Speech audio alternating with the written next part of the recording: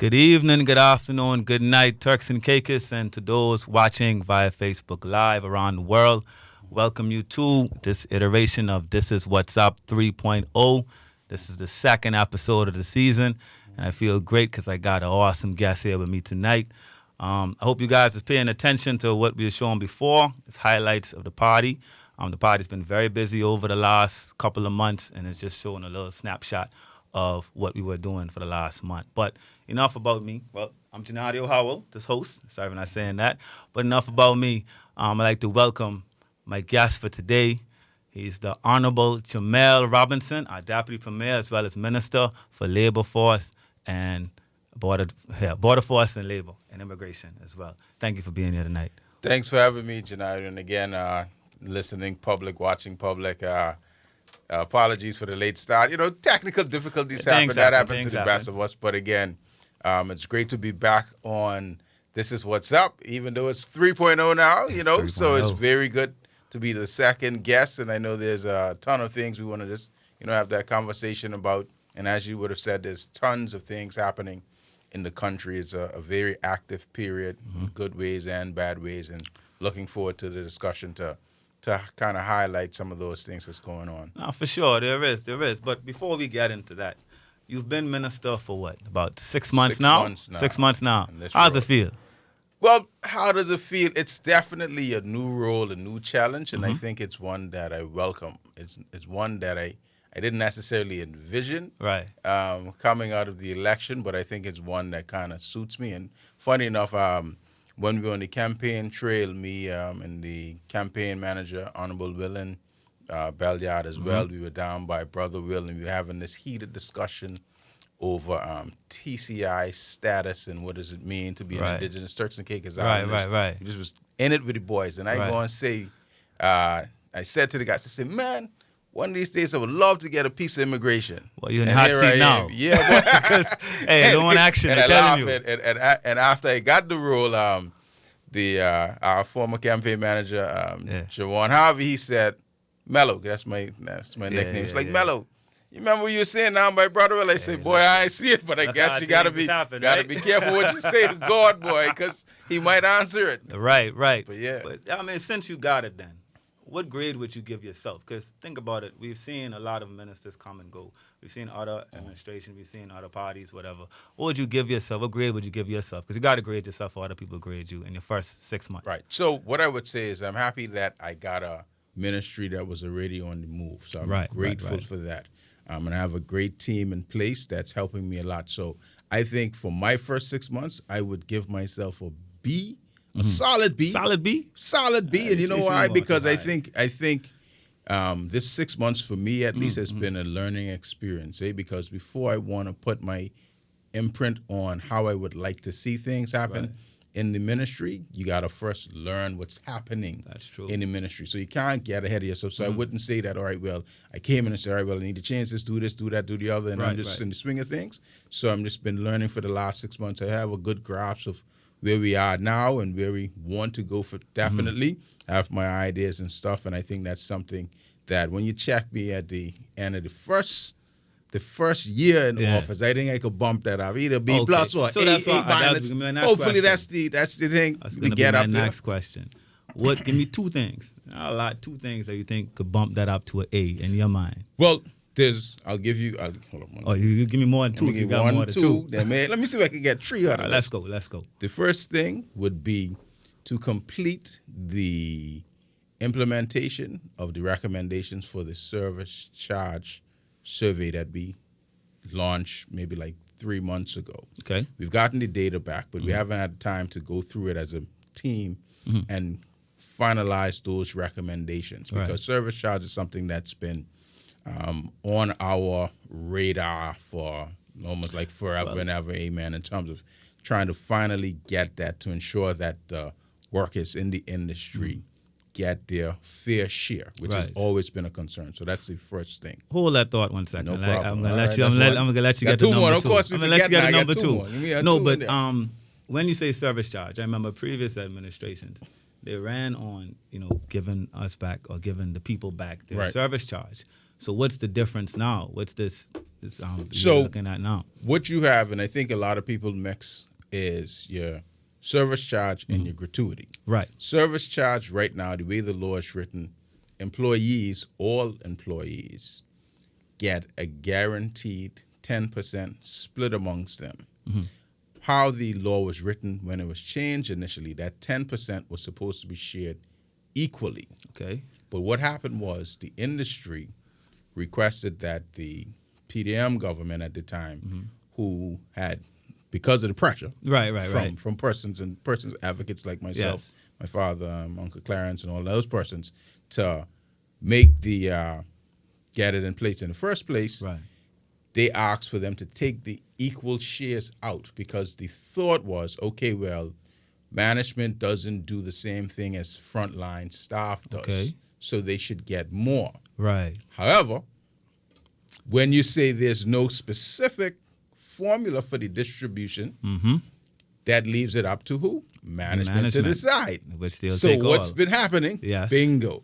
Exactly. What's been happening, and based on some of the data that we've collected so far, management, because gratuities goes directly to the line staff, and the tips and all of that stuff goes directly to them, that hasn't been distributed fairly whatsoever. Okay. So what we're going to be looking at is what the formula ought to be to ensure that the definition of, if we say, right, well, we're just going to give 100% to frontline staff, who makes up frontline staff? So we have to just make sure that it's tweaked in a balance and a fair way, so persons can get the majority or all the lion's share of that service charge to themselves. So that's what we're going to be doing over the next 3 to 6 months at the latest, to kind of sew that up once and for all, because again, this is something that's been talked about from the Rufus UN administration. Yeah. You know what I mean? Yeah, no, because that's why I mentioned and it. as much as it's changed and it's been implemented, it's still hearing the crowd like, wait, but wasn't this fixed? That's what I thought. So because when you mentioned it, that's why I said, I remember. Give a pause. Bingo. Exactly. Right, because I was all up in it. So now that I'm in this role, I'm going to make sure that we utilize we had over 600 plus respondents, which is at least a cool 10% of the industry, or a little bit. So the sample size is big enough that it's representative. So we're going to go through that with a fine teeth comb and then come up with a formula to be able to say, all right, well, this is how we're going to address service charge, get feedback, and then make the various don't forget your other two. No, I remember them two. They're right in my back pocket. No. All right. So once this is implemented, because this is one of the issues that we have in this country, things are implemented, but people feel that they're not enforced or don't really go through. So say something like that was implemented. Will there be a board or something who will go around and check to make sure that people are getting their just due? There's a specific position that's supposed to be within every organization that monitors this.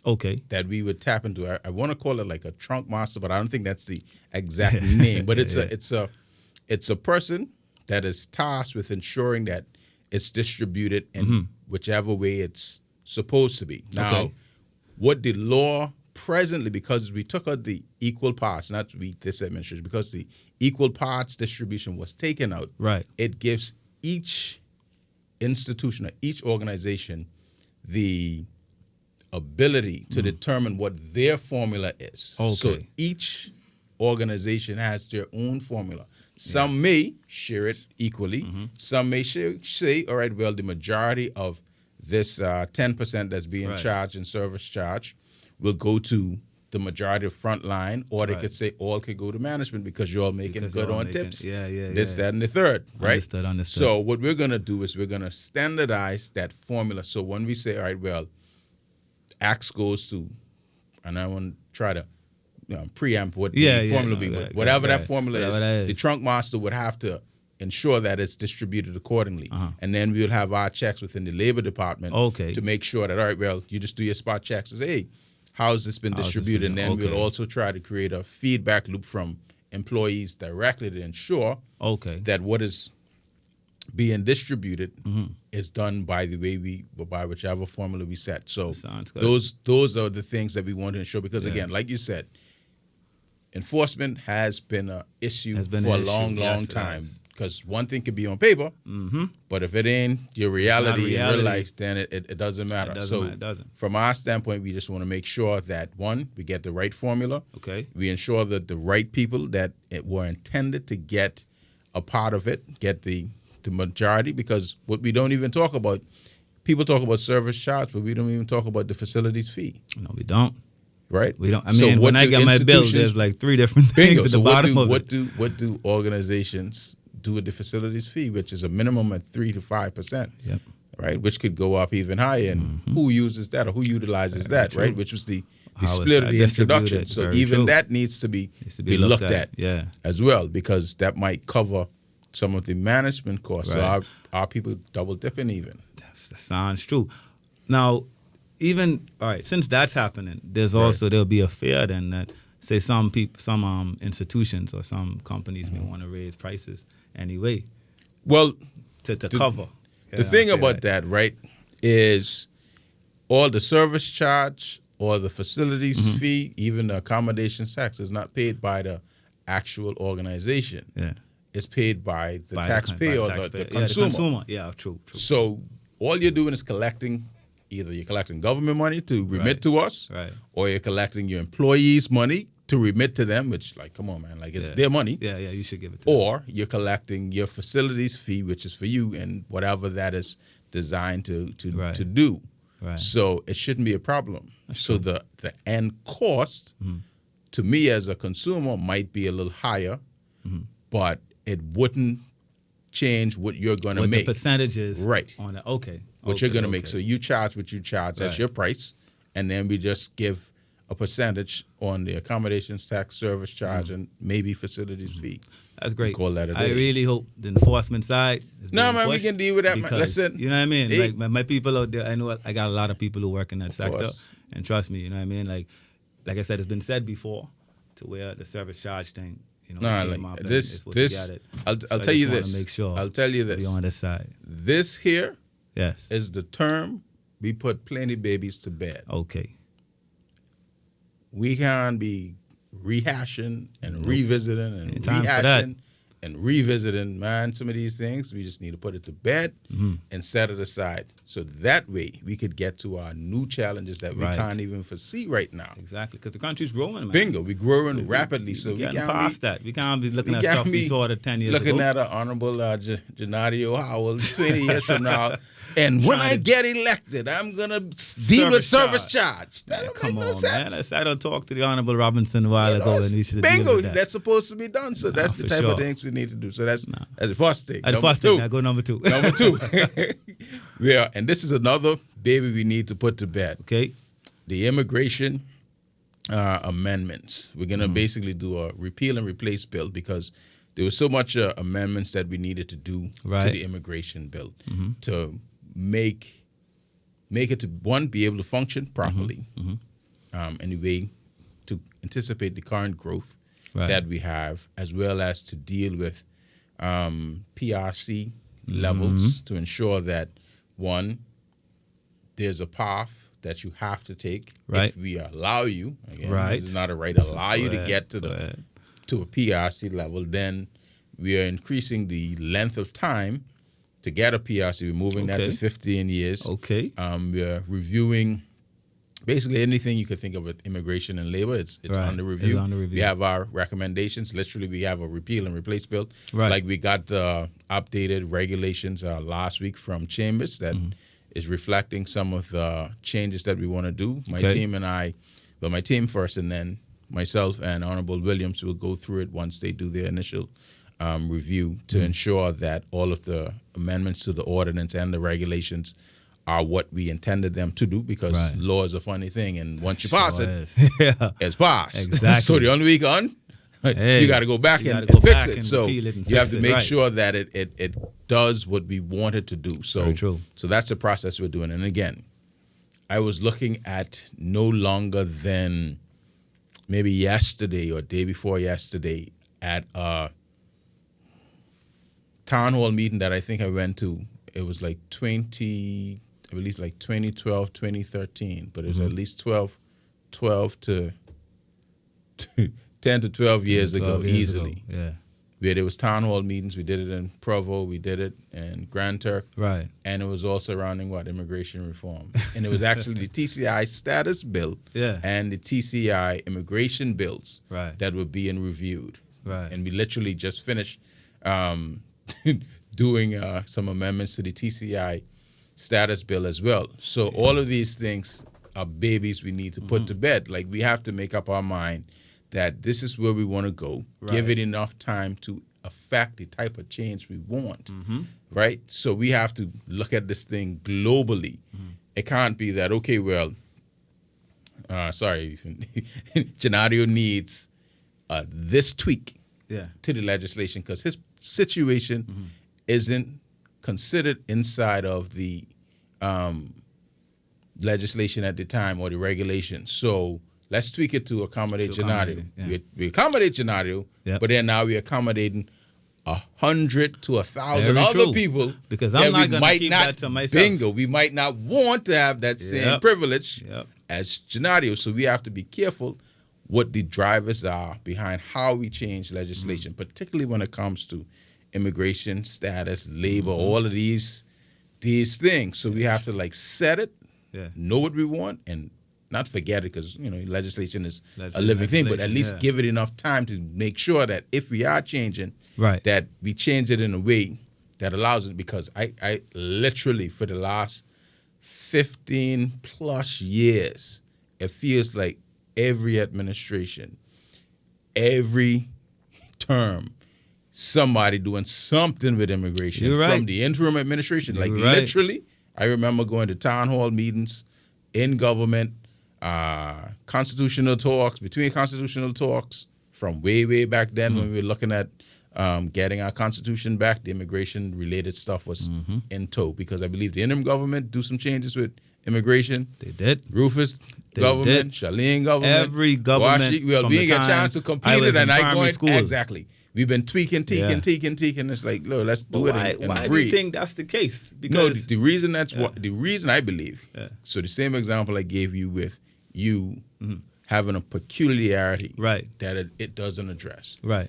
You're a Turks and Caicos Islander. You are a supporter of, and again, because everybody does it, so it's different supporters at different times, putting pressure. Now you're trying to accommodate individuals rather than keeping to the whole vision, because when you do these consultations, you're trying to get a wide cross-section of things, how they ought to be. Okay. Sometimes when you do that, everybody can't be a beneficiary. So as giving persons, as we are, as politicians, you want to try to assist people as best as you can.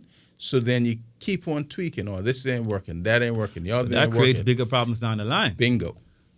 That's how we're here. And that's how we got here. That's exactly how we're going here. to get there. We're going to get to that. I got something to ask you about that. Swing right back to pull back in some of the things we laid out because, again, we weren't necessarily looking at that this is going to be the end result by doing this little thing. Right. But sometimes those little things have big consequences unintended consequences, they would say. We sure are seeing the consequences, I tell you.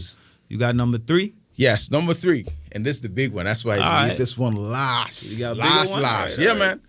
Breaking news. There's no the same breaking. This is a re news. News. Run it back.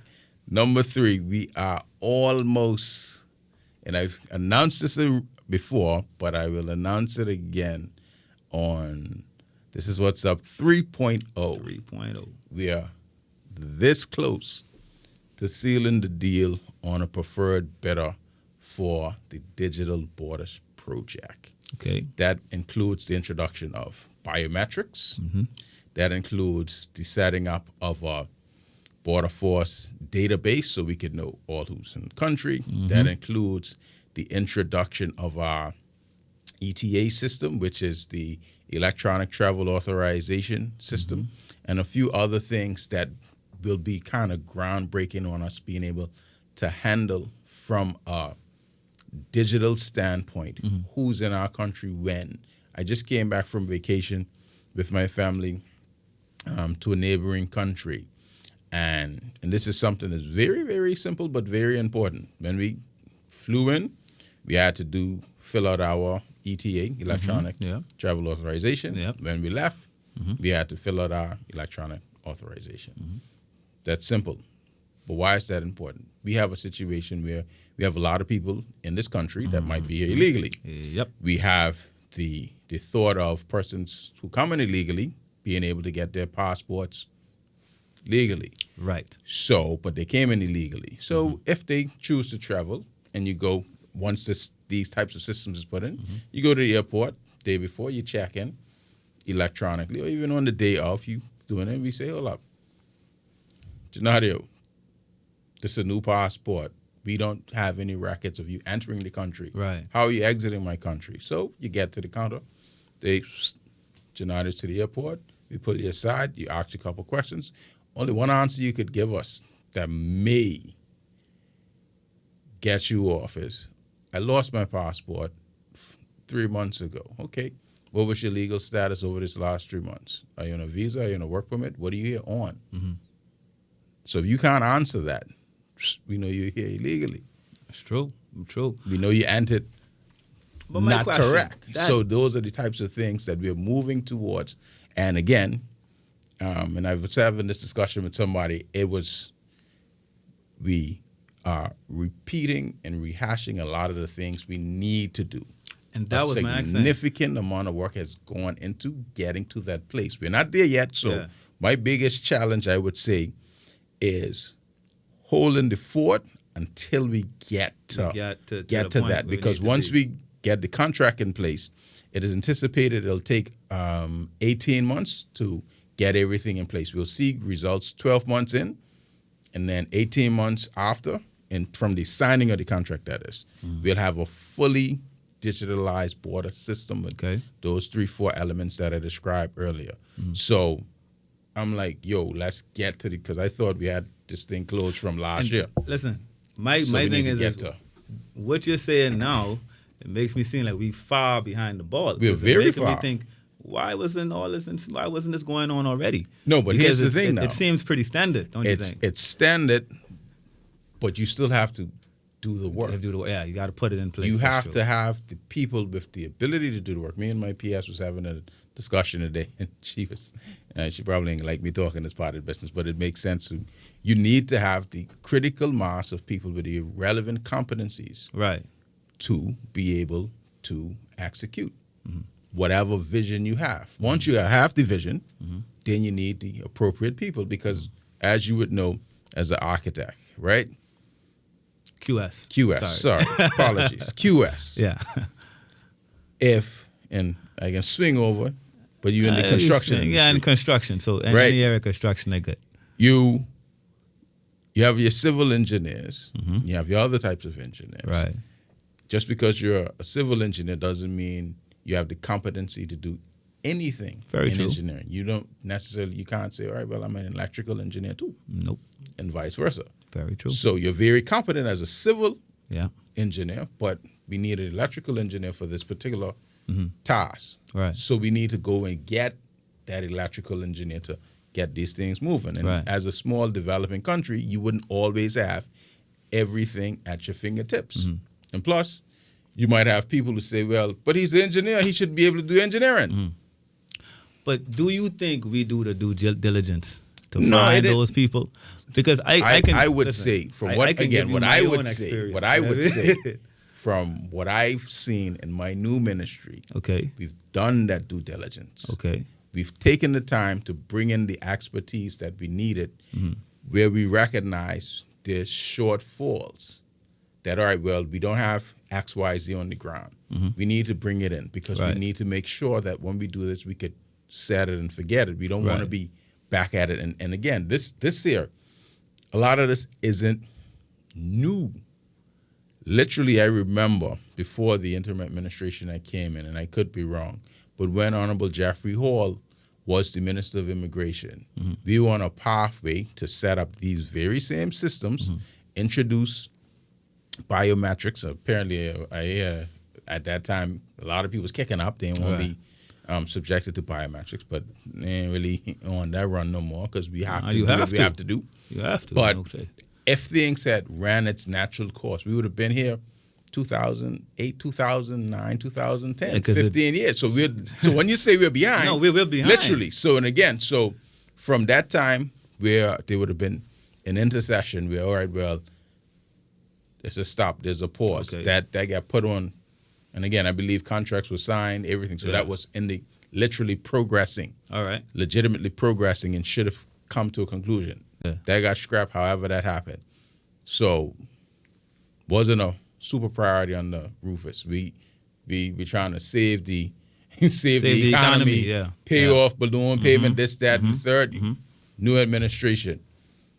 I know what run they was on, but you see what happened to them 14-1 in their belly. So you can't say which run they was on, right? They had their 4 years and a couple months extra. Keepable. Then we came on board. So in about, I believe, 2022 is when the ministry under the then leadership of Honourable Musgrove would have started the work. Okay. And we had awarded the initial contract, I think like October of last year, but we weren't able to close the deal with the signing of the contract, so we had to do some reevaluation, and then we're back in the process of the evaluation stage. So hopefully we'll get a preferred bidder that we can close the deal with this time. Like when I came into office, I thought this was going to be started by now, so I got to give you a A- if we had already moved forward. Because so we had my next thing, really and truly, and what the people want to know is timeline.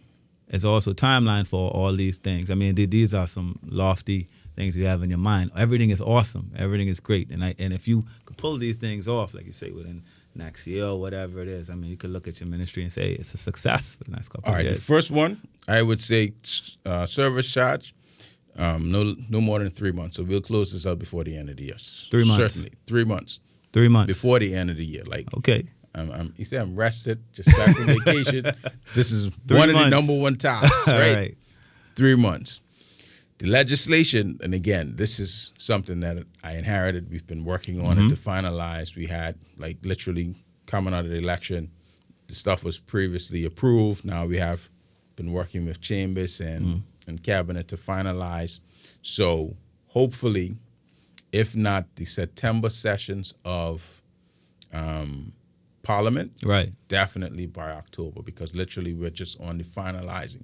So we've done all the public consultation. Okay. We've agreed what changes we want to see happen. Right. The legislative drafters have already completed the amendments to the primary ordinance, which will be a repeal and replace, because there was so much tweaks here and there. It didn't make sense to just add an amendment to the original document. So we just drafted a new document.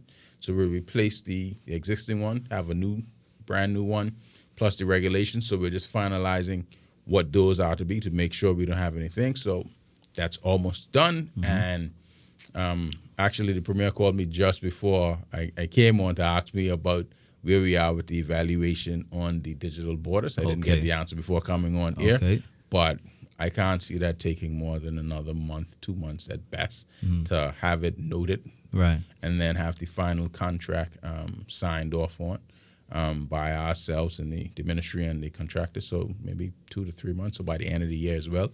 Okay. All things considered, because again, this is something that's been going on for at least a cool 10 months now. So we're at the end of that particular process. So a lot of these, again, while I'm learning, this is some of the things I've been pushing to make sure, keeping on people to make sure, boom, things get done. So we're literally at the end of the end of the process to be able to get these things. So working, man. All right. You know what you're saying this, right? You're saying this live. So live and direct. Trust me. Direct. And trust me, you see the conviction? I see it. And I give myself wiggle room, because if I give you what I want, say I'd be like next week, but I know it ain't be next week. Yeah. But I mean, really and truly, like I said, everything sounds great. You know what I mean? At the end of the day, what the people want, everything is something is deliverables. You know what I mean? Like obviously, we could see how all those things would help the country, but if it's a pipe dream or something in our mind and it's not being actually put out there, obviously it won't help the country, won't help the people. You understand me? So just to confirm that with the digital borders, I'll start in reverse. With the digital borders, we have in the budget $12 million spread over 3 years. So it's $5 million, and $2 million to be able to deliver that project. Cash money. Right. Money there. Right. Okay. Ain't just dreams. Hey, you got the listen. money there. All right. So money there. So literally, we just ready to finalize the evaluation, get the preferred bid of the cabinet. We noted in cabinet. We sign off the contract. 18 months later, digital borders will be in place. Okay. Bam. Okay. Ain't no worry. You know what? Bam. All right, I'll hold Now, you to that. And I know TI people the other as two, well. legislative, that's just people who are on salary and working. And they've been working. Okay. And then the service charge is just us making a decision on what it is when we go through the recommendations from the survey that's taken place. I would have liked to get that done a little bit sooner, but again, learning things coming up, and of course, other things immigration related is happening in the country, crime and all that type of stuff. So your focus kind of shifts in those areas. So, but you mentioned it right before I came to it. You talk about crime, right? Now, in the last interview I had with the premier, he did mention afterwards about stop or slow down of work permits being issued. Or something moratorium. Like that. Yes, a moratorium of that, right? Yeah. Now, earlier in your 3 points, right, you mentioned about, us maybe not having all the expertise to get some things done, right? So do you really see a correlation between work permits going out and crime rate increasing? Is that the reason, or, It's all in one. It ain't just work permits going out or the moratorium on visas and work permits on Haitian nationals, particularly, because this thing is a entire network. Right. Right? One, you have sloops, not even sloops, fast boats, more than sloops. Illegal landings that happens from time to time. Okay. Right? We try to catch as many as we can, but they do get through from time to time, right? Those persons, the idea is to get regularized in the country. Okay. Right now, we don't have the digital border systems in place, so the additional forensic checks and all of that stuff to ensure that the information that we're receiving from persons are legitimate, because again, you have a lot of forgeries that the ministry faces, right? Particularly and it's not just from Haiti necessarily, but because of the volume of persons and the proximity, they are the biggest threat. In So that standpoint. You don't think, and I understand the forgery thing, but you don't think maybe streamlining the process to getting work permits? Because I don't know what it is. Like when you, I'm just saying generally, when you have conversations with people who aren't working, trying to get work permits and there's other things, it seems to be is not one straightforward way to get it. That's agree. How it seems to be. Well, but to your point, and which is why I'm talking about the ability to get our digital borders system as well as the LIBS system, which is the labor information system as well. So we're not just doing the immigration digital borders, but we're also going to go electronic with our labor system as well. So that's another project that we have slated for about $2 million over about 2 years that we're pursuing as we speak, right? So we have to ensure that all persons who are given work permits have a legitimate right to have it. Right. That you come the right way, that it is streamlined, right? Okay. So what this moratorium allows us is that, let's say you were able to get into the country legally. For the next 6 months, you can't get regularized. With the amount of activities that we're doing on the road with police, border force, regiment, and informal settlement unit, the chances are high that you will be picked up and repatriated. That's a good thing, because if you're able to beat the system, however you're able to beat the system before the moratorium, all you need to do is get in. And then there might be ways to facilitate you presenting yourself to the Labor Department as if you're away, make an application, hide out for 3 months, a month, 2 months, whatever the timeline is. You get your permit, and then you're good. Now you're a regularized work permit holder in the country. So you in game on us. So Okay. this allows us To catch up. catch you. Okay. This also allows us, and again, let's say that same person now gets the regularized work permit, gets the new passport by the way we described before. You came in illegal, you get a new passport. Yeah. Once we have our ETA system in place, you say, all right, well, shoot, I ain't got nothing to worry about. I got work permit already. Yeah. I got my passport. I could go travel the world because I could get back here no problem. Right. We still catch you. One part of the system might have regularized you because we didn't know, but you still came in illegal. So now you travel.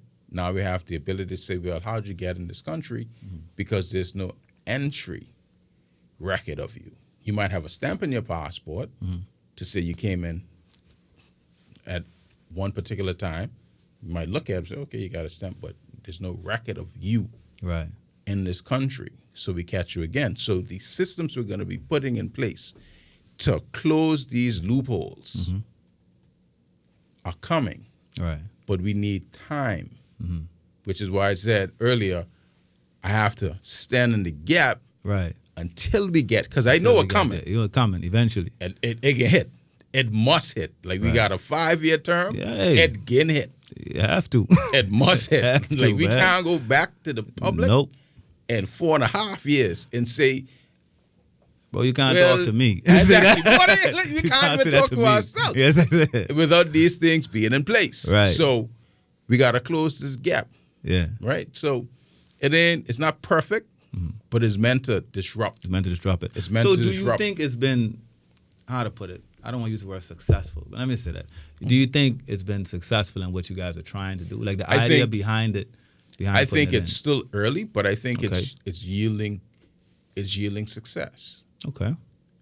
It's early, but it's yielding success. By what metric would you say that is? It's by the amount of people you think you guys are finding, by, just the sheer numbers? Because it's given us, I think it's given us an opportunity to be able to do these things. Because again, if you were in the process of trying to get over here, thinking you're going to be regularized, and that's your route, it's a waste of time you're coming now because you're just not going to be able to. So you can come, but we can catch you because we're increasing the amount of operations that you're seeing, and all of the operations that are being done by, well, the police seems to be leading. You have Border Force representatives. You have Informal Settlement Unit representatives. You have the regiment as well as police. So you have what they call unified command with all these entities represented to be able to move. So when you move, when they come heavy, they come heavy. Yeah. Right? So any reality on the ground they face, they'll be able to deal with, right? And we've had a number of, and I wouldn't say the number yet because we're getting the finalized numbers, but we did get several people from at least two demolition operations. We've got a good chunk of people that we were able to detain, got their status verified, whether they had it or not, and then those that didn't have the appropriate status, out the country. Because that was my next question with the informal settlements unit, doing their operations now. What is your long-term plan? I mean, obviously we got a lot of displaced people. Some supposed to be in the country, some not. Right. Obviously, you're knocking down, people are moving around and everything. Right. What is the long-term plan to deal with all? Well, the long-term plan is twofold.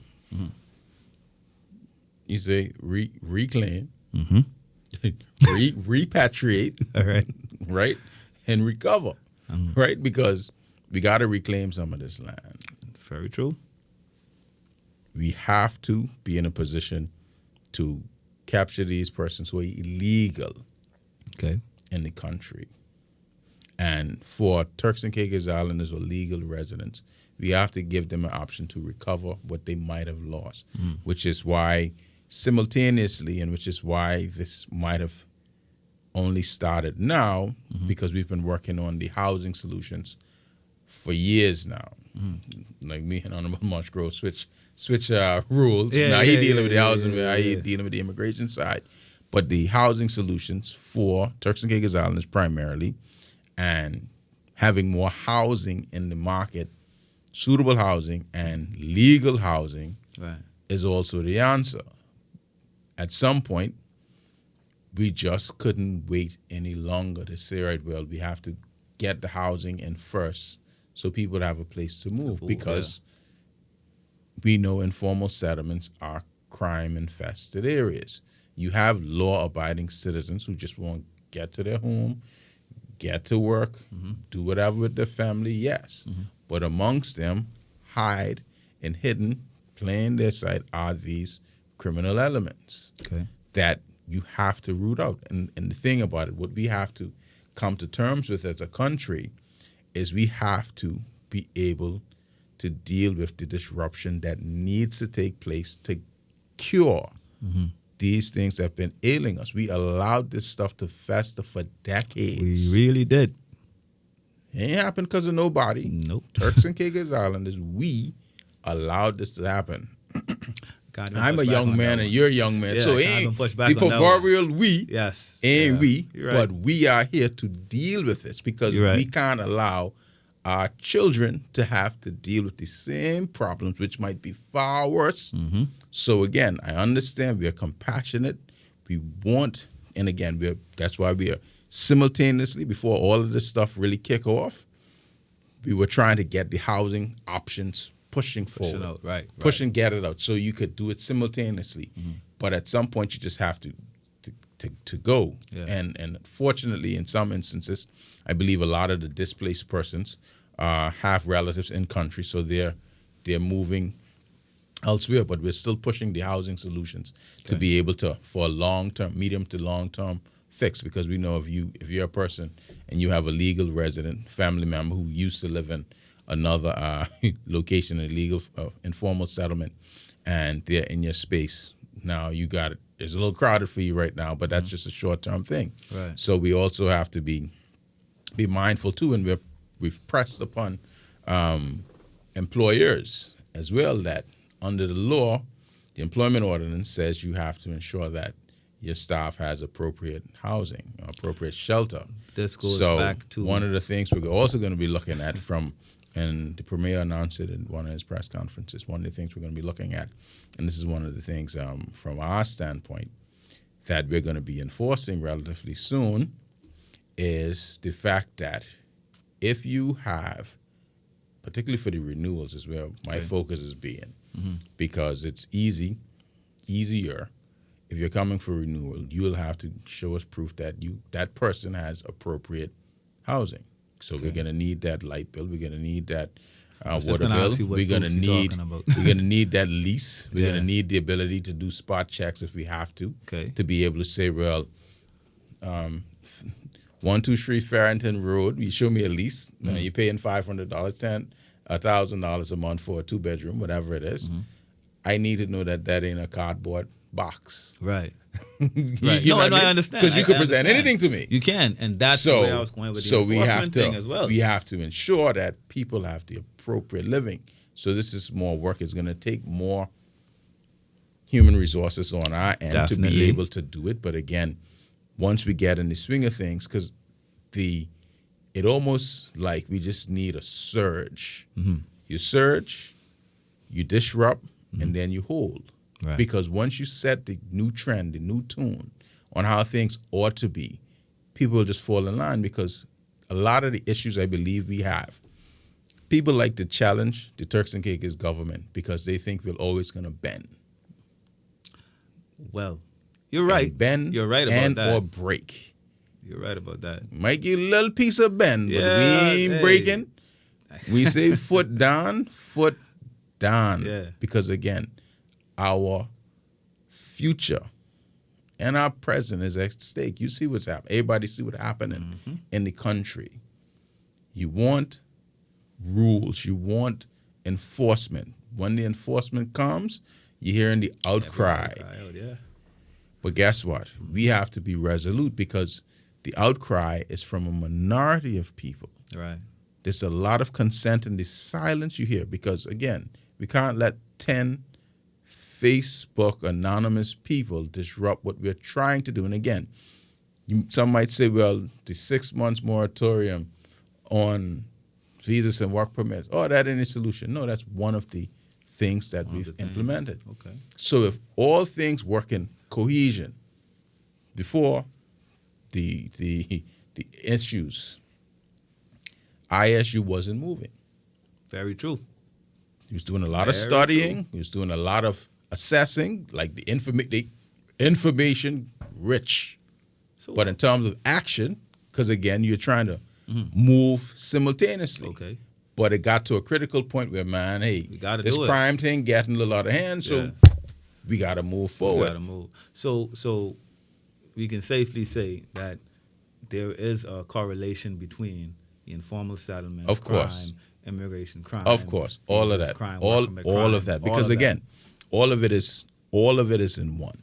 Okay. Because if you think about it, it's a sophisticated network of illegal activity, right? I was talking to somebody the other day, and I explained to them, and this is where the point about people testing the will of government is the case. Let's take for an example, and everybody would know this location. I wouldn't call it location. Yeah. Let's say you see a little old lady selling mangoes on the corner. Right.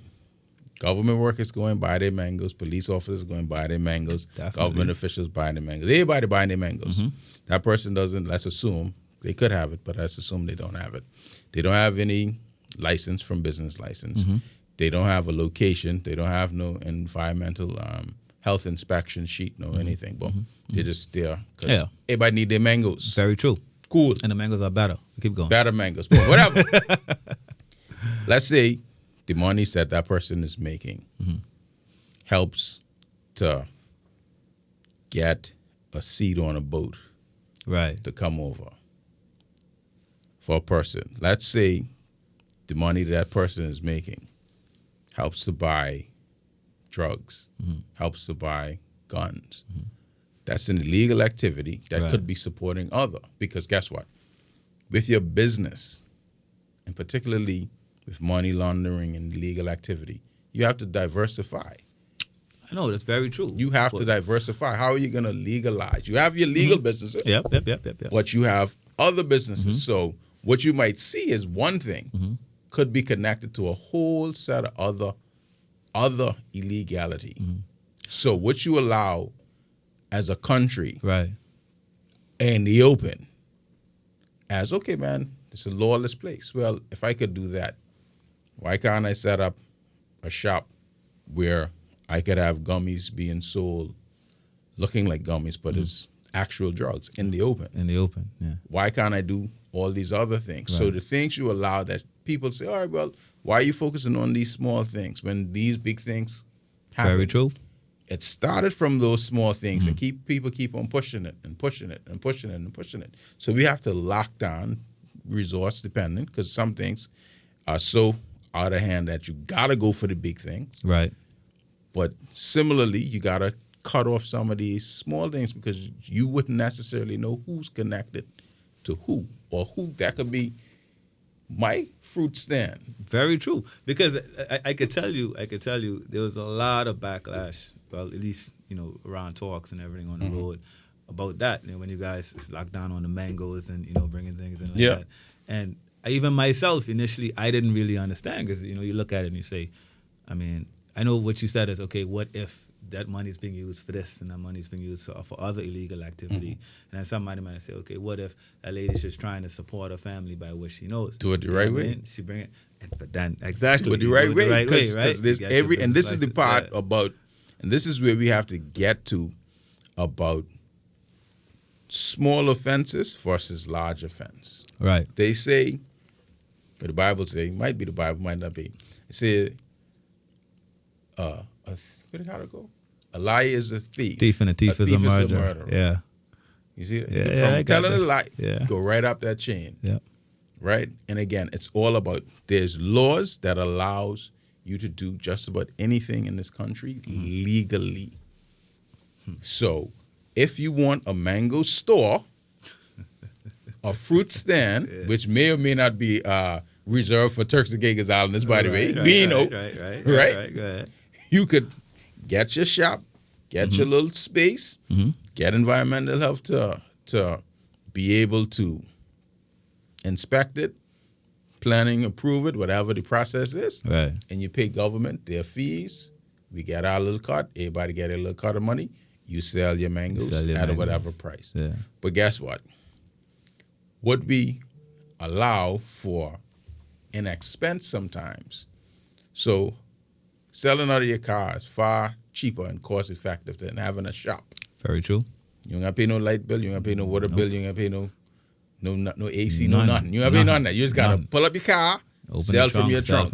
So now I could get my dollar mangoes, even though it's going up higher than dollar. But let's say you could have get my dollar mangoes. Yeah. Now you telling this person do all these things. Now the dollar mangoes going up to $5. Very true. So what you want? You want dollar mangoes, or you want an orderly society? Because you will not have both, and we haven't had both. Boy, that's a mic drop moment. I ain't gonna lie. You're true. That's very true. It's very true. We do have to start from the little things, and it grows from there. But what I want to talk about though, you mentioned the biometric system, and I honestly really thought we had some of these things in place already. So do we know? Do we can you go to labor right now and say, okay, I know who all has a work permit, where they are, who they work for, what nationality they are, whatever information I want about, whatever you want about them.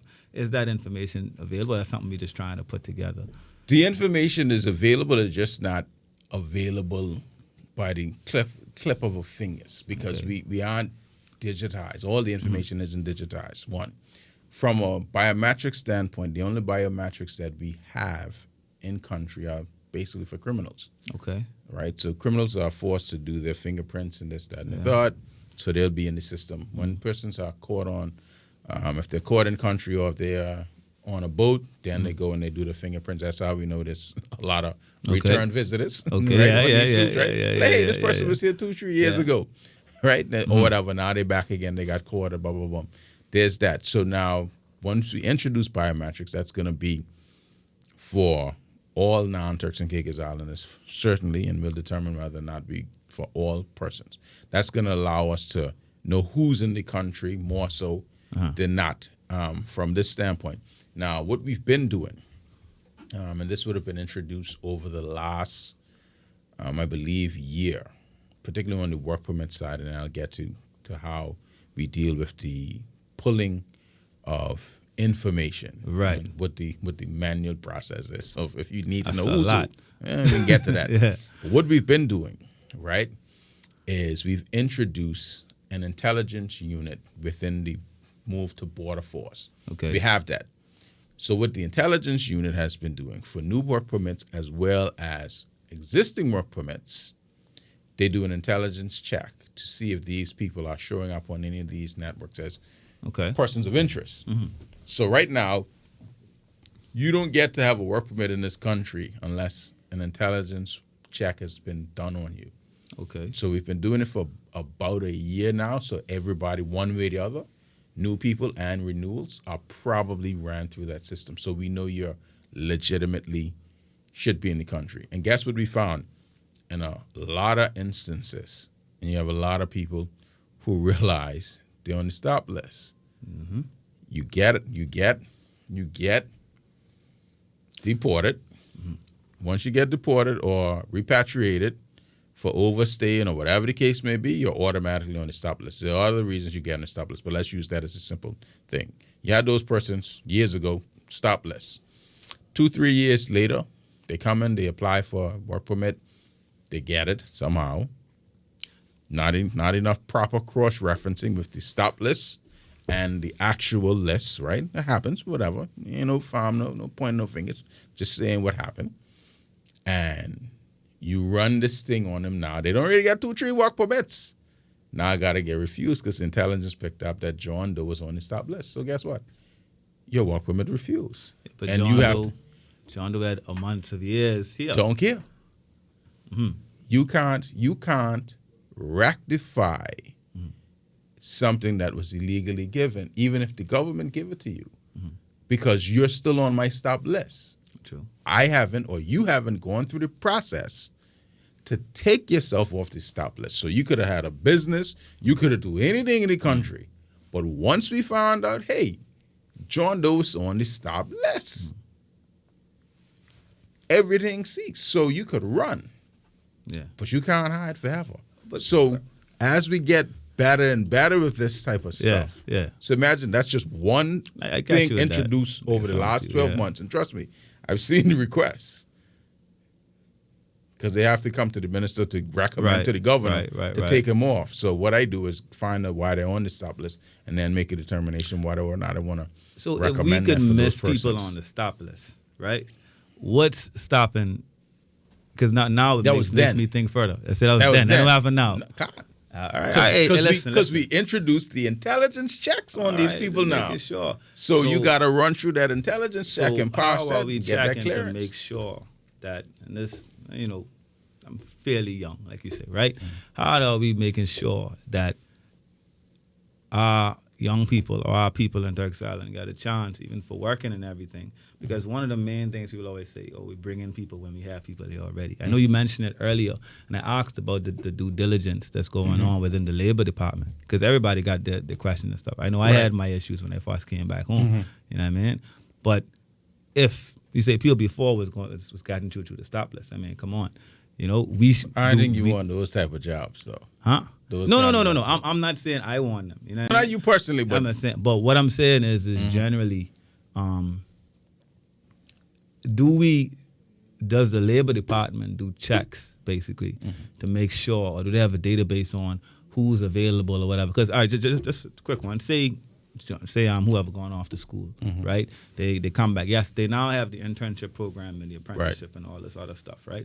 But say this person didn't do that. They do some experience out there, because that's what they tell you. You do experience, and international experience is good for you. So say they work over there for summers and stuff, and they're trying to come home now. Say they want scholarship, it happens too. When they come home now, this labor department have a flag up thing that says, or this education worker labor that say, this person is doing this. You know what I mean? If you come to labor, not saying you guarantee the job, you understand, or guarantee the appointment or whatever, but there is some consideration to know what's there when you're bringing in people in the same time. You understand what I'm saying? So it's kind of like if you're bringing in.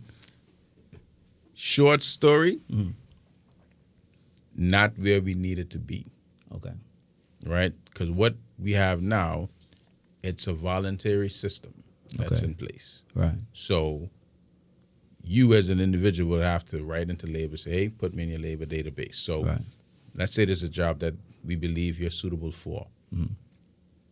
Before a work permit is issued for that job, labor could defer that permit, whether it's a new work permit request or a renewal work permit request, and say, hey, listen, I got these 3 people that I want you to interview. Right. Here's the names, interview them. So you would get your first opportunity. Right. And then they make a determination based on that. Now, couple things. We could be more hardline, because if I really don't want you as an employee, I can say, well, you ain't do good. And boom. I agree. So labor could say, well, I hear you, but I think that person is a great person. You ain't getting this person suck rocks. Very true. That's possible. That don't always happen, but it's possible, right? Because again, a work permit and a renewed work permit is a privilege. It's not a right. Yep. So we have to keep that in mind. On a billboard somewhere, right? However, what we are moving to, and I finally got the missing letter. It's the LIMS system. It's the Labor Information Management System, where everybody can have to register. Okay. We want, whether you're employed, unemployed, we need to know you're here. I agree. Because you need to know what opportunities exist. And people unfortunately, the way we view labor, by and large, one, they think it's a work permit processing house, which happens, but it ain't what it is. Right. 2, you don't wait until you need a job to go register for a job. Right. You could be on a job now, and let's say you're mid-level management in any industry or entry or supervisor, and then there's a vacancy somewhere else. You missed the newspaper clippings, which is the mandatory, and we got to revisit how we deal with that. Right. And deal with the portals on what jobs are available. You missed that. But you're in the database. You're on a job now. Labor say, hey, you got the qualifications for this. This is a promotion. Right. Would you be interested in this? Yes. You say, yeah, man, I'm up for that. Send my name in. Yeah. Then you go, you get that opportunity. Mm-hmm. You go through, you go, boom. Now you're on a new job. You just got a promotion. Yeah. That's how labor is supposed to help you. That's what I thought. But we are not going to help you if you're not in my system. Because once you're, and again, because you're in your mind, I'm employed. I don't need labor. Right. No, you still need labor. Register with labor so they can put, and again, you could be employed or unemployed. True. But it's about helping each other get the opportunity for the upward mobility. Once we get the labor information management system in place, which is hopefully will be done over the next 2 years. That's the time frame for implementation, because we have about $2 million in our recurrent budget to be able to implement that. Yep. Those are the types of opportunities we'll be able to do. So we don't have to wait, and we're putting other things in place. And I guess lastly, we need government to speak to each other better. Because it's still one government. Yep. Yes, if you're on scholarship, you're under the Ministry of Education or the Education Secretariat. But if government doesn't hire you, you're going to work in the private sector. Very true. So I need to know, as the Minister of Labor and the Labor Department need to know, hey, you're available. Right. You can't get a government job for many reasons, but whatever reason. Let's try and place you. In a private. Because private. If you think about it, and that's what I'm saying, you talk about education department and immigration labor, I would think, just off the top of my head, that even everybody who gets a scholarship, that's money from government, right? Bingo. That they already, you have to register with labor. You know what I mean? It's not a requirement. It's not see, that's the the thing. Thing. Requirement. It should be a requirement. It should be a requirement. I'm thinking it should be, because that way we can cut through a lot of this. Because you have a lot of people saying, oh, well, I know this person here or that person here, and but people don't. What happens is the Education Secretariat, which liaises with the students, has first carriage of the students. Okay. Right? And then it's weird. Trust me, it's been like this from when I was in school. And that's why we got to change we got to fix it. Right? And because I just reflected on it from when I was in school. Exactly. Because I had issues myself. Right? We have you on a bond as well, that you have to come back and try to get a government job or a private sector job as a secondary, right? We weren't doing enough, because we actually just completed the 4th annual graduation or ceremony for the National Internship and Apprenticeship Program, right? Which is helping, right? Thank God. A lot of the things we used to do in the past is being brought back in, but I think one of the things, I was having a meeting with the THCA today with their general managers and the senior executives. One of the things that I mentioned that we have to bring back is ensuring that, from a government standpoint, because I was talking to them about succession planning as well, because I get onto that discussion. We're gonna get there in a second, but government, we have to review our public service ordinance right now, because up to 2011, 2012, every job is up for interview. Right. So you can't succession plan legitimately in government. You can give people opportunities, but if somebody else comes on, they can just slide right in front of that person. Yeah. So you can't really succession plan. You can't really promote as you usually, what a promotion really is, or how it used to be. Like, I got a promotion from director counterpart to director without having to do an interview. Like, I did my master's, I did my years of experience, post became available, say I got a promotion. That can't happen. Right now, I could do all those things as a counterpart, but then I would have to apply. And unless the fix is in, right? Unless the fix is in, then there's no guarantee that the same government that put in all that energy for you to try to get me there.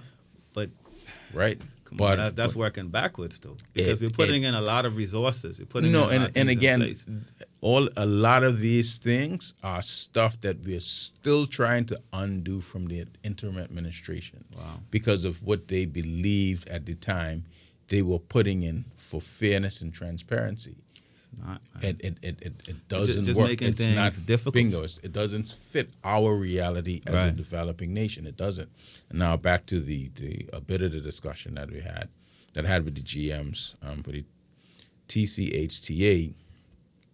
We had a very, very frank discussion. As Minister of Labor, I want to see more Turks and Caicos Islanders move up the ranks. Mm-hmm. Now, there's some challenges as to why that is, but we have to do it together, because if it comes to the place where we have to force their hand, I have no problem forcing hands. I prefer we do it hand in hand. But if we have to force, then so be it. Because right? that's been the case So, since I was a teenager. That's been the case, saying the people's not here and Right. our labor force. And I look at it and I say, okay, if our labor force wasn't that 15 years ago, why haven't we implemented something where, okay, the government, between the government and the TCHJ or whatever organization, we train these people together to bring them to that standard. Bingo. Because so over the years, you should have more. Right, because a couple of things, and this I did not know, which is good, and it's always good, you learn your lesson. One of the things that they raise as a issue that they face is that you have some people, and I doubt this is everybody, but you have some people that as they go up, they leave the industry. They don't leave the country, but they leave the industry now. So my question is, and they have to, you say, do some reflection or some soul searching, is on the why that is as well. Because there are some anecdotal reasons, but I think it needs to be more, because I asked, like, what are they saying in the exit interview, and why are you moving on, this, that, and the third, because we need to get to the root cause, because why it's happening. If they're leaving the industry, now you have to replenish that talent in the industry. Right. It benefits the country, because if that person goes into a bank, if they go into their own business, or they come into government, right, it's still in the country. Right.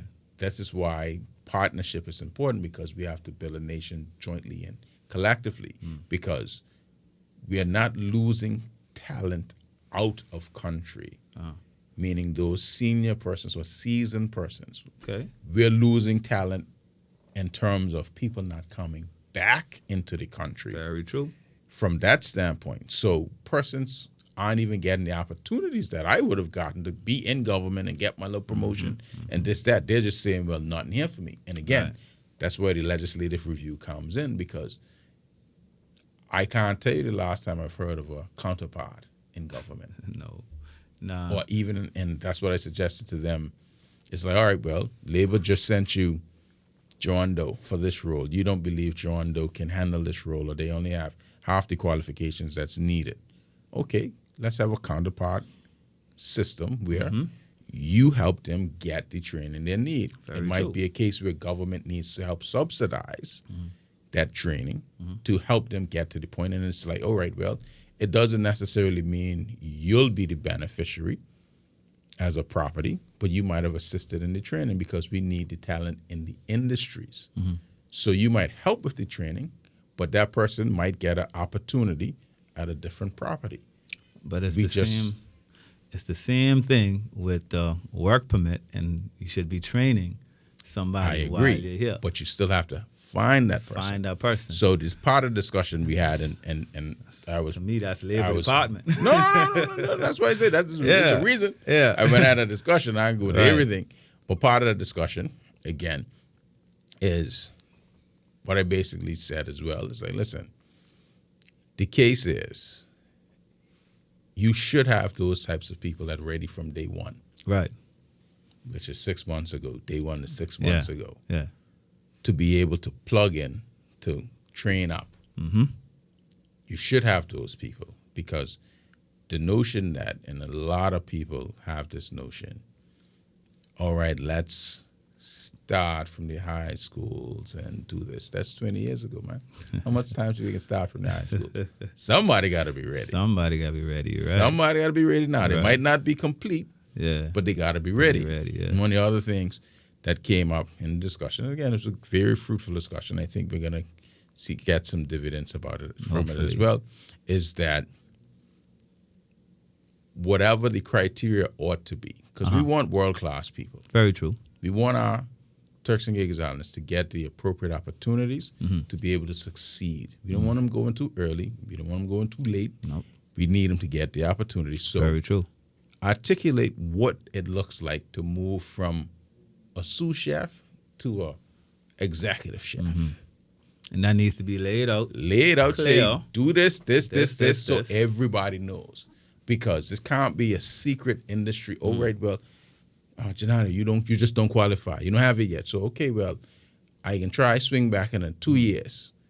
And you swing back in 2 years, you still don't have it. So what have I done for the last 2 years when I could have been following this particular program? So those are the things that we're going to introduce, I believe, jointly, because I told them, I was like, listen, you're telling me anecdotally you have some of these people that have gotten these promotions and all this stuff. I say, you have to tell not just me and the ministry what you're doing, you have to tell the public, because we just don't know. So if you have rising stars, you have success stories, shared with all of us. Because the perception is definitely against you. Trust me. And I told him, I was like, listen, the perception ain't good. Nope. And only so far I could go. That's true. If the perception is, so if the perception causes, you got to be a little rougher, then you got to be rough. So let's try to get ahead of that, because we need the results. Because again, we can't afford 5 years. I was like, can't afford 5 years come and gone. There's no change. And then you got to, because like, listen, I can't say, well, wait 25 years till my daughter who needs to graduate high school in 2 years to be a GM in this country. That's crazy. That can't we work. have success stories, but we need more. We need more tangible. And we need to see the roadmap to get bingo. there. So just articulate it. So I think we got a good start. We're going to get some more information from them on some of their challenges and what I'm looking for them to do in terms of succession planning is very key. And we're gonna do a lot of collaborating. But again, I ain't got a pile of time. I want to see results, because we've been talking this for decades. It's been way too long, so we need to see some real results, man. We need to see some results. So hopefully, by the time I swing back through and back in the seat, I can say, hey, boom, boom, boom, happened, boom, boom, boom, it happened. So how much drop? True. While I got you here, though, I need you to clarify something, because I read an article in the Sun. I think it was last week or something, and it's talking about employees and work permits. So you can't have, one employee can't have two employers, and they have different work permits or something. Right. Or they can. You could explain that for me, because it seemed a little bit confusing. All right. So the thing is, I think sometimes people need to read more than the headline. They got to dig deep, because I think there was some misperceptions that came out about what I was saying or what I said. Because I went back to because people were reaching out to me about, what do you mean you can have more than one employer on multi-permits? Like, what's going on? And we ain't got no jobs now. Like, hold on. I said, let me go back to the article and read it good. Mm-hmm. Essentially, you're talking about, what we're talking about is unskilled positions, so domestic workers, laborers. Okay. The reason why multiple people can have a person on a work permit, and again, unskilled, not skills, not accountants could have 3-4 different employers. They ain't work like that, because that's 1, 2, 3, at least 2 or 3. Turks Island opportunity she get anyway. That ain't happening. So don't happen.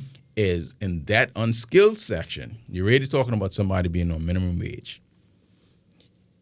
The actual work, if we're being realistic with each other, the actual work is limited. If you clean in my house, how much time do you clean my house? You can clean it every day. Not every day. Every single day, 8 hours a day. No. Not gonna happen. No. Right? So what would happen, or what happens, if you don't facilitate that for 1 or 2 people to have that person on a work permit, they're going to go work for that second and third and fourth and fifth person anyway. And guess what? They're going to be working illegally. True.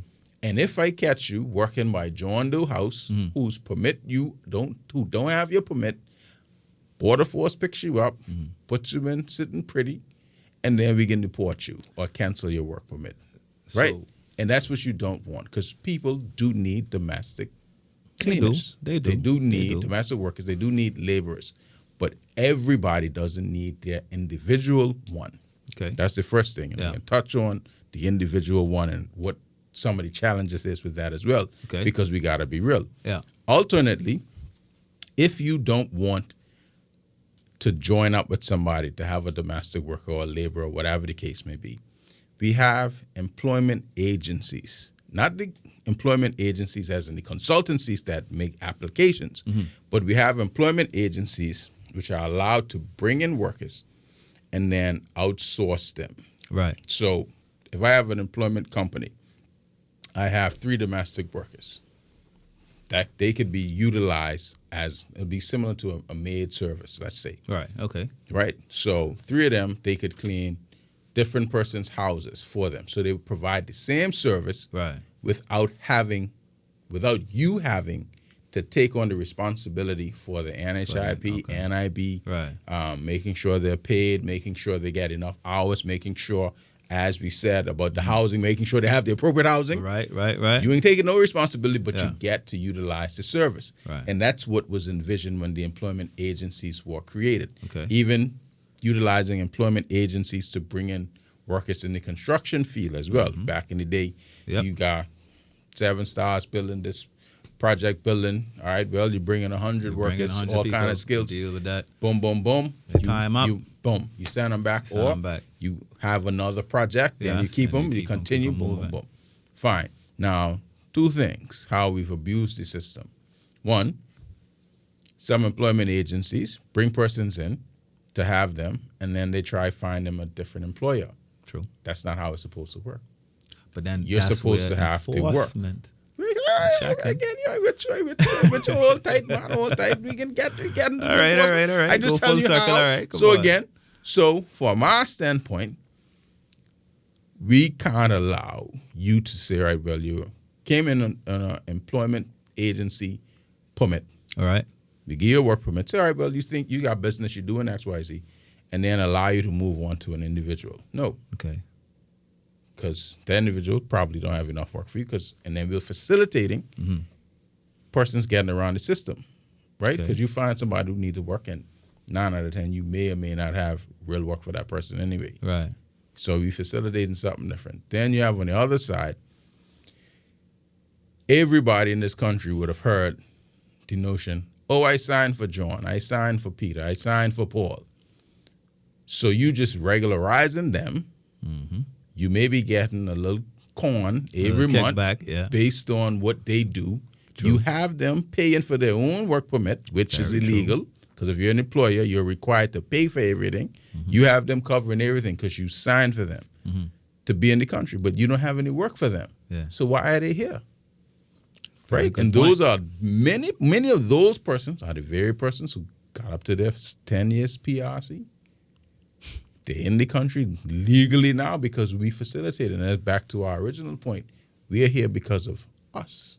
We are. And again, you have compassionate people who say, well, they just need to work, and I know they mommy, and I know they daddy, and that's their cousin, and they sister, and they this, and they that. And you help to sign for these people. They're here.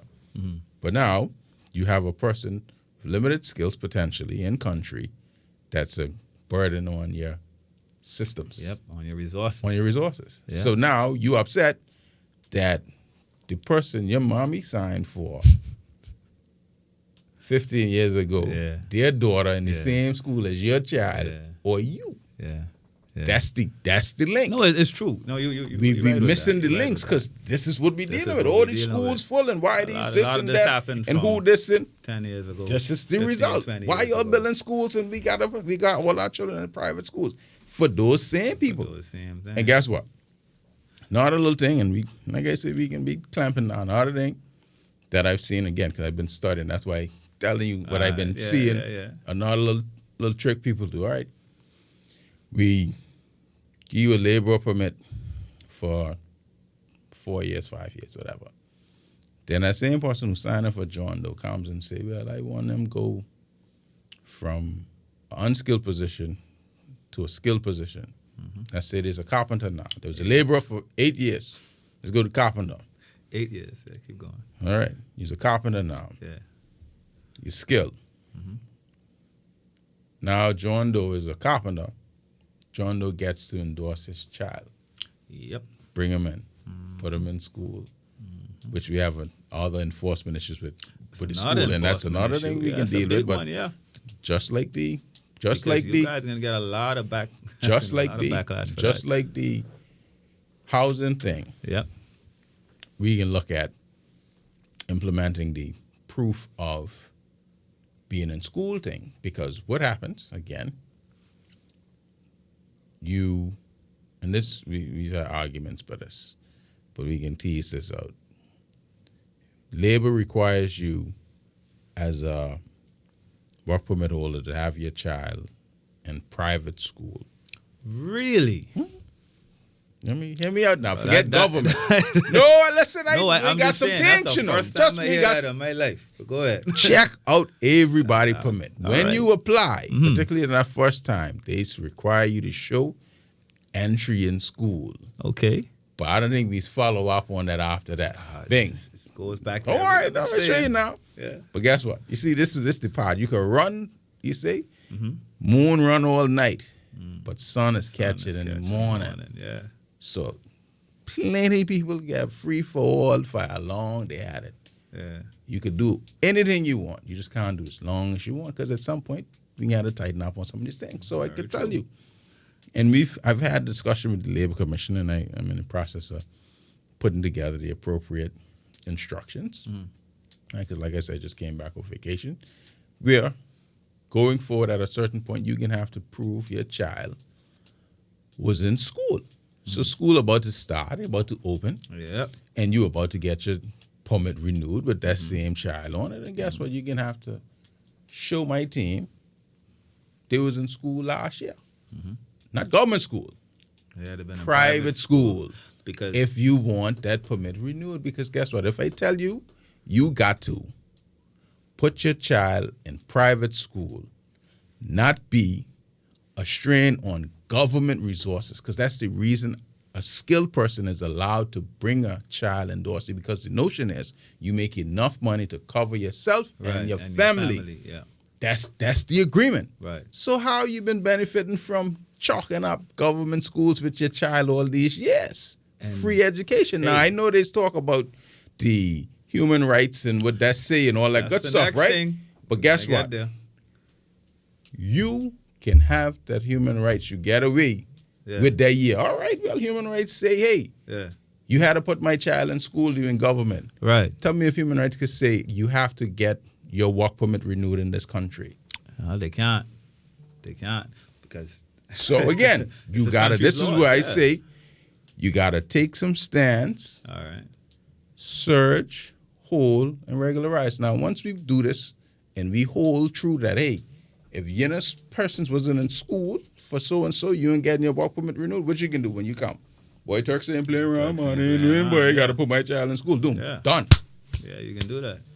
And and the knock-on effect to that is a lot of Turks Caicos Islanders could actually put their child in school. So again, but that's one of the biggest issues now. School about to open next week. And again, I remember when we were reviewing the immigration ordinance, this issue about students in school, government school, and human rights and stuff, right? Yeah. We have a big argument. I was like, man, there's no way human rights could trump your immigration law and all of that stuff. And I say, man, listen, I say they don't do this in Cayman. Nope. They say, no, they don't do it. I say, pull up the Cayman law. Let me see what the Cayman Constitution say. Same thing as our Constitution say. Right. So it's our interpretation. It's how what we've allowed to do. But my man, listen, all I'm saying is, all I'm saying is, the people hearing you, we better turn around sharp. Because I hearing you as well. You know, I hold man feet to the fire. My man, let me tell you this, right? I'll put it like this. And my mouth get me in this. There's a reason why I order at Brother Will with your one Will, and I think Honourable Conley was even there that day because it was about 3-4 of us. We was just down there shooting it with the boys on the campaign trail. I jump up and say that. I just want peace of immigration because these are things I've been watching and picking up and studying for years, decades. When I tell you, I saw myself on Facebook 12 plus years ago encouraging people to go to the immigration town hall meeting. Because I was there, I was in that. That was then. Facebook ain't lie. I laughed to myself. I said, boy, if you know what you is now. But you telling people, I was in the town hall meeting in Provo, go to the Grand Hog one. Go to the Grand Hog one. 12 years later. So ain't just now I just say, I fall out the sky and just say, boy, ain't no immigration. I have developed thoughts and principles around where I believe we ought to be going. And I think those surely align with the Premier, which is why he probably put me up. Exactly. To deal up with some of these things we got to deal up with. Now, we probably couldn't be as harsh as we might have wanted to be in the middle of COVID. Coming, boy, you don't know how I walk and do this, that, and the third. You're just trying to get some border force going, get some things in place. But now, this next 5 years, we have to put some heavy stamps on some things. And early in the term, we ain't gonna wait 5 years because then we like, I can't go to the polls because this and that. But no, man, we got to deal with this now. Well, one of the things that I got to bring up, obviously you made some changes, some amendments to the status ordinance. Yes, sir. Right? Yeah, that's Home Affairs, but I'll take it. Oh, yeah, that's Home Affairs. Well, listen, yeah, man. Either way, I was in cabinet. I was in there. And in my mind, that's part of immigration as well. Same. You know what I mean? So, explain this to me. I mean, we all know about the 49, and everybody's been talking about it and everything. These new amendments, right? What is in there now to make sure something like that don't happen again? So, what is in there now? Because obviously there's the ordinance before. Is that explicitly it speaks to governor and cabinet. Right. It explicitly says as well, the decision is from the commission. Before, the commission recommended to the governor, and this is even before the 49, or post the 49. Right. Because it was cleaned up since before the 49 happened, because the 49 one, it was literally it was a bit arbitrary with the 49, how that was interpreted by the judge, which was the commission wasn't even able to make recommendations on the criteria. But I thought that was the whole reason for the commission. Exactly. Which is why the judge's judgment, in my view, was incorrect. Okay. But we ain't gonna go down that road too tough. Right. Let's stick the pen. But just trying to, So what these amendments basically did was that say, all right, well, the powers is within the commission. The commission has an appointed chairman that's on the advice of the leader of the opposition and premier. And then the premier has 3 representatives and the opposition has 3 representatives. So it's all local.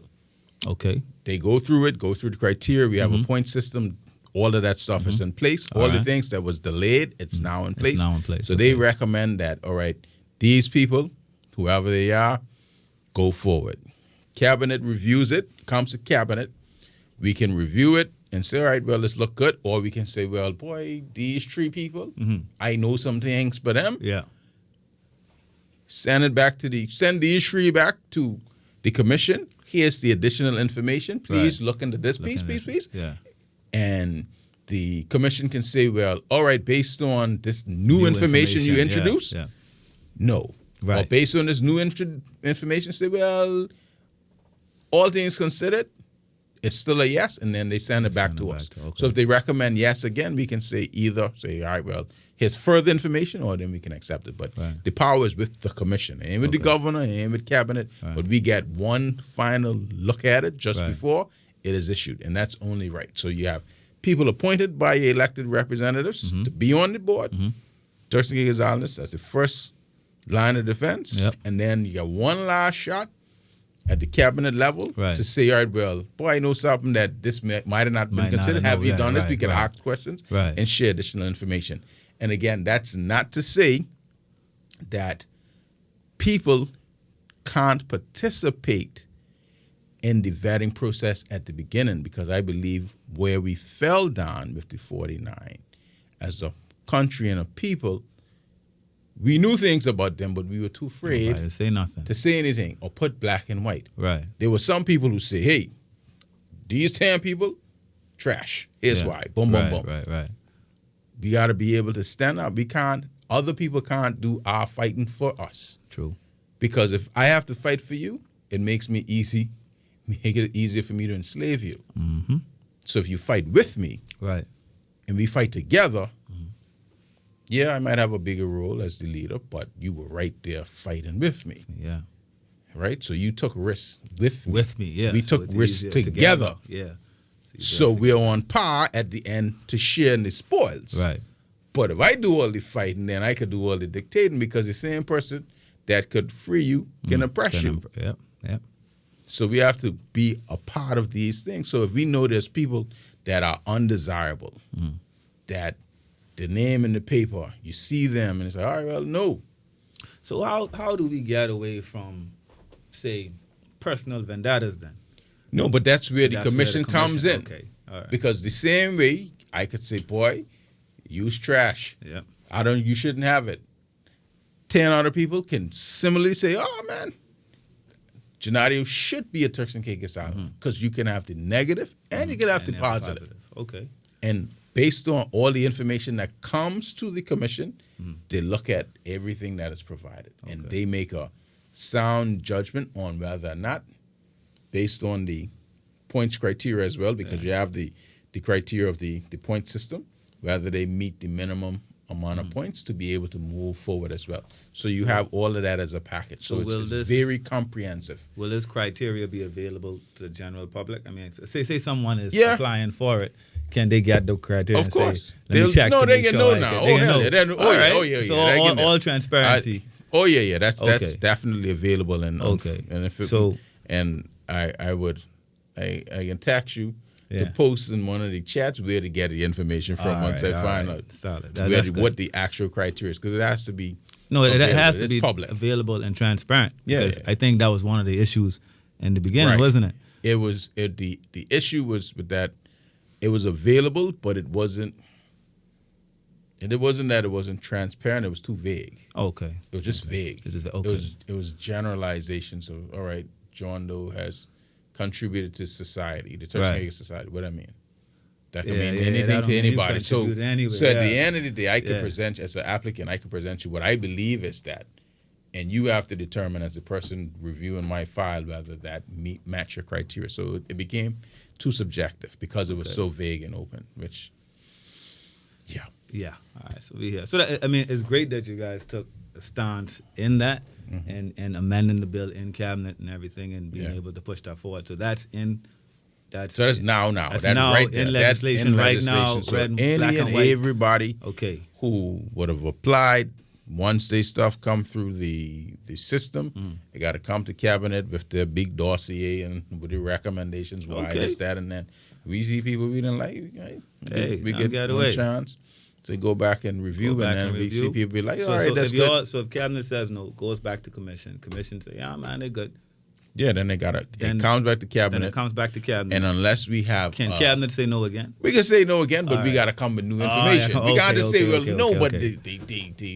but check this again. That doesn't make sense. We got to be practical, because again, we got to be fair to people. And for me, and this is where appointments are important.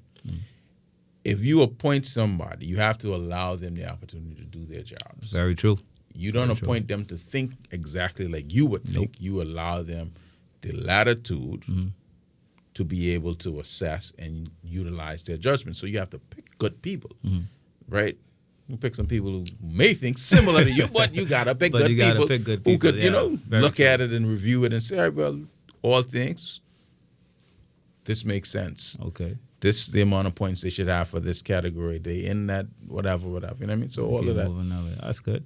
Oh man, this has been a great conversation. I keep it moving. No, but I got to ask this question. What up? Honourable. Yes, sir. Tell me something. Yes, sir. Why we can't stop these sloops? I mean, famously, couple years. Well, I didn't say couple. It's a bit more years. More years, More years than that.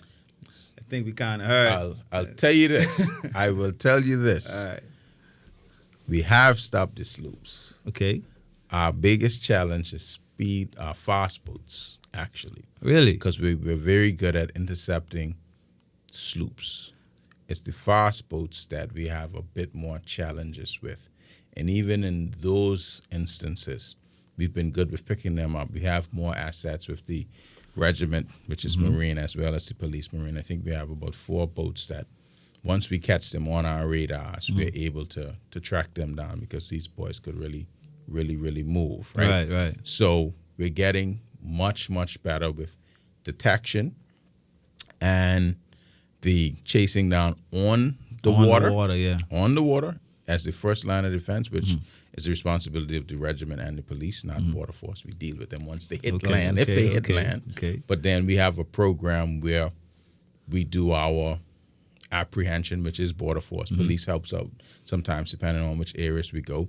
We try to capture them before they get settled. Right. To take them to the detention center and repatriate them and do that. But even after that, this is where the moratoriums, the greater scrutiny, the introduction of these systems, which we hope to have in place over the next few years, it's to ensure that, you're right. You beat our radars. You beat our boats. We ain't catch you on the first thing from border force, but guess what? We can make it tough for you to work here and be legally. Yeah. So you can get in, but we can have you in the shadows forever. Yeah. So, and I think that's where we need to be, because again, we can't hit it with one thing. You have it all encompassing. You got to make it tough, and again, got to keep on rounding up. So you can be in perpetual fear that one day somebody knock on your door. Hello, border force. Let me in right away. Gone. But even with that, seeing that we know about the faster boats and things, are we investing more and more into greater technology or whatever? Trust me, there's some things. There's some things on the horizon. And some projects. And this and I was just talking with somebody today about the procurement cycle. Good many of these things, and we've gotten some support from the UK as well. So shout out to them on this one occasion. With this, I say this one occasion. this stuff in terms of our systems, right, that we're looking at and implementing to be able to increase coverage. I'll just say that. I won't go into any details because I'm not trying to tell these people what we got. I understand. Right, but we doing some things and we getting really close again to these coming to fruition. And you're talking about projects that's been ongoing for years now, and we've had improvements. We are seeing improvements.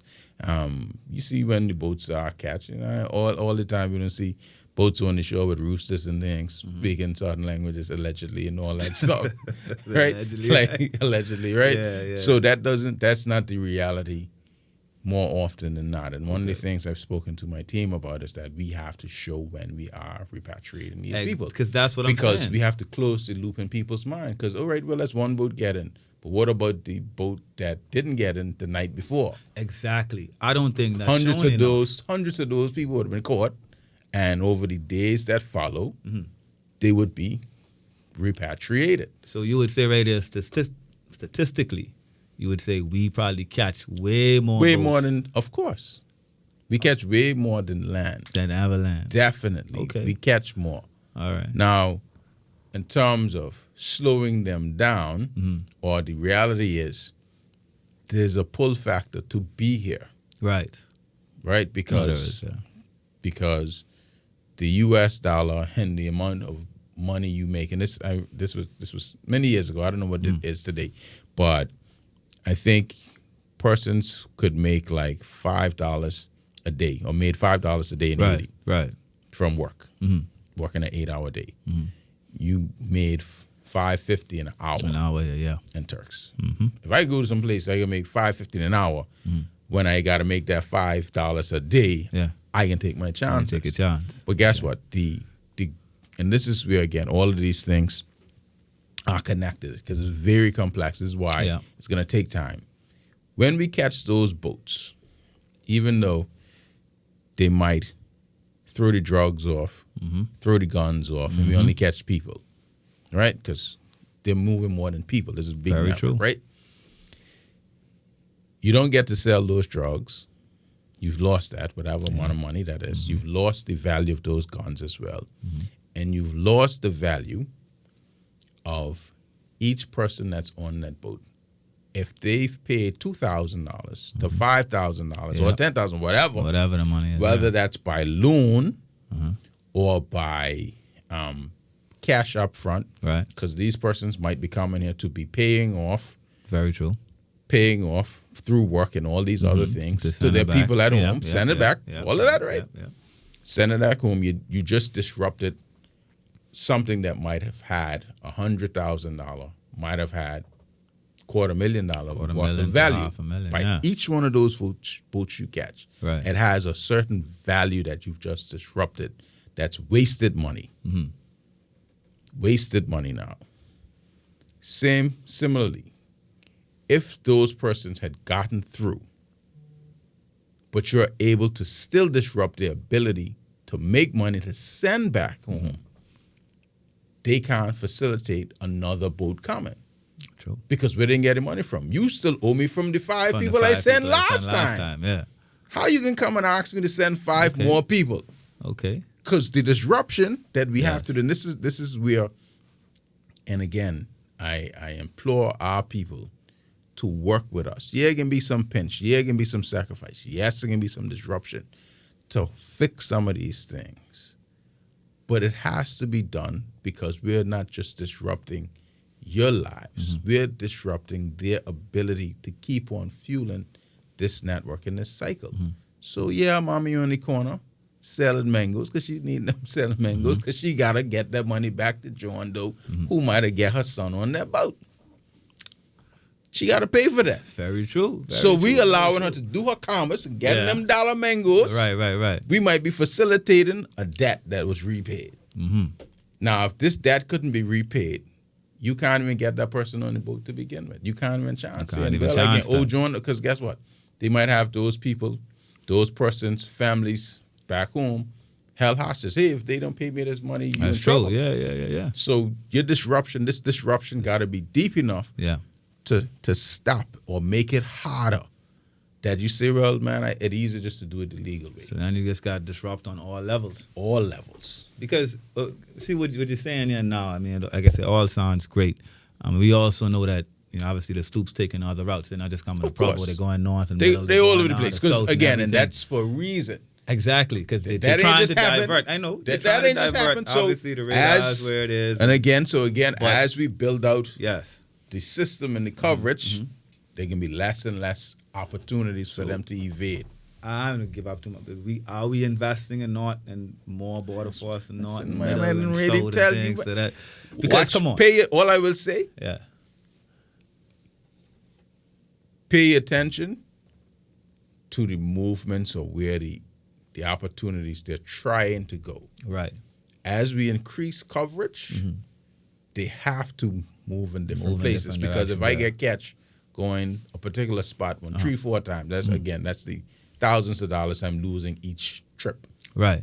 So I can't go there anymore. So and again, it's a race. So we're trying to get more and more coverage. Right. Of the country. They're trying to find more and more ways to evade getting in. And they're gonna, and again, it's a criminal enterprise. You're talking about smart people. You know, no dummies. I know. You're talking about very sophisticated, smart people. And I was telling somebody no longer the other night, man, the day we find out who actually behind this, I think plenty of people can cry. Listen. When we get to the core, who the actual masterminds behind all of this is, I think we can cry. We can bust a big tail for like, my God, I couldn't believe John that person. Yeah. You know what I mean? But it's serious business. These are people, and again, this is millions and millions of dollars people are investing to keep this thing going. So the government has to match that and try to even do more than that. But are we in matching that? Are we reaching out to UK or foreigners and to make sure that they sort our waters? Because I'm just saying from the ground, that's a continuous discussion the Premier is having with the UK. Yeah. Now the Premier very reserved, and he ain't gonna call it the UK publicly like that. I think he did maybe like at the press conference the other day. He did throw some blows. I was so proud of my. I was like, that's my Premier. Blows was throwing. Blows was throwing. Right, that should just tell you how serious we were at that particular point for him to get to that point. Because he's a Premier is a consummate diplomat. He's a statesman. He can work. He can work the phones. He can work the email. He can work the letters. He can do whatever is required to get the result that we need. And in the instances that we weren't getting the type of assistance we needed from the UK, that's how we ended up in Bahamas getting the Bahamians in 2022, 2023. Okay. That's how we got the Jamaican contingent present on the ground. That's how we had the 10 Bayesian fellows as well. We returned to the region, returned to our counterparts to be able to fill the gap, because if Johnny ain't making the steps, right? That's where the notion of, that's what I believe he said, that this is, man, if you all ain't gonna deal with this, let us take over national security. Let us just deal with it. Because it seems like that's what we got to do anyway. Because eventually, if we're gonna be preparing ourselves for nationhood, which we should be doing every single day, that's what it's gonna have to go to. No, for sure. Definitely. Well, listen, I mean, it's been a great conversation. You know what I mean? It's great having you on the show. And this is What's Up 3.0. We're going to keep this moving. Hopefully, I got you on here again. Of course, I know it's been an hour and a bit. You get me? I know TI people a little tired. But either way, man, it was a fun time, man. I appreciate you on the show. Great times, man. Hopefully, link up again. All right? All right, Papa. Thank you. Appreciate it.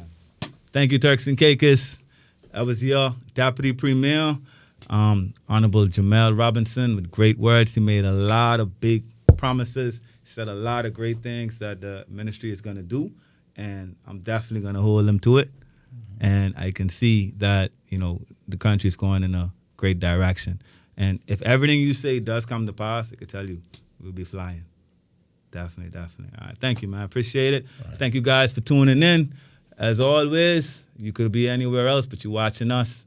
Thank you. Appreciate you. This is What's Up 3.0. Have a great night, Turks and Caicos.